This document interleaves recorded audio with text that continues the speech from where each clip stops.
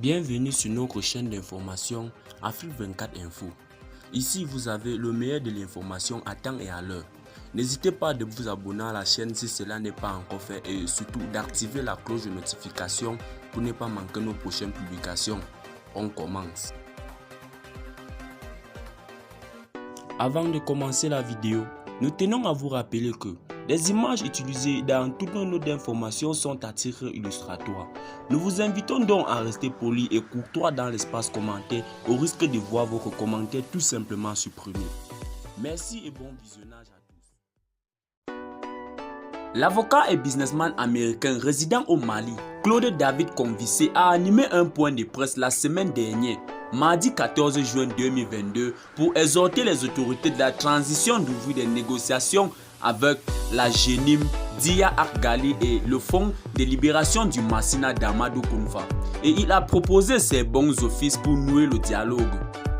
Profiter de la rupture militaire avec la France pour négocier la paix avec Iya Argali et Amadou Kounfa. Telle est la proposition faite par Claude David Convicé, avocat et homme d'affaires américain vivant au Mali, aux autorités de la transition lors d'un point de presse animé le 14 juin dernier. Une démarche qui va dans le sens d'aider notre pays à entrer dans un cercle de paix définitif. Une alternative serait que le gouvernement malien autorise des négociations avec la Jenim, l'organisation terroriste Dia Argali et Amadou Kounfa. Les Français ne sont plus là pour bloquer de telles initiatives, a souligné l'avocat businessman, et de proposer ses bons offices pour la résolution de la crise malienne. Et cela avec la conviction que la crise sécuritaire au Mali et au Sahel ne peut être résolue uniquement par les armes. Si le gouvernement le permet, nous pourrions avoir un cessez-le-feu unilatéral du Jenim. Un premier pas vers la paix dans quelques semaines. Le gouvernement et le peuple malien n'ont rien à prendre dans cette démarche, a-t-il indiqué. La culture africaine qui valorise avant tout le respect d'autrui peut conduire à un cessez-le-feu durable et la paix au Mali et dans le pays voisin si nous avons la chance d'en parler sans qu'une guerre plus importante se profite.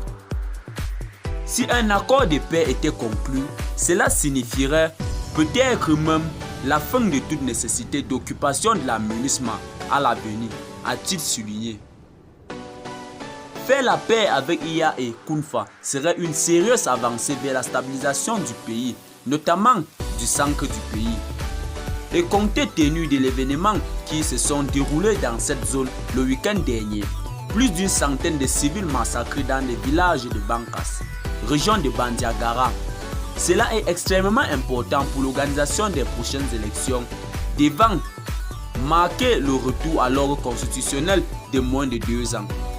Il faut rappeler que lors de la grande Fora organisation ces dernières années, notamment la conférence d'attente nationale et le dialogue national inclusif, les Maliens ont vivement recommandé l'ouverture des négociations avec les djihadistes d'origine malienne, en l'occurrence Iya et Kounfa.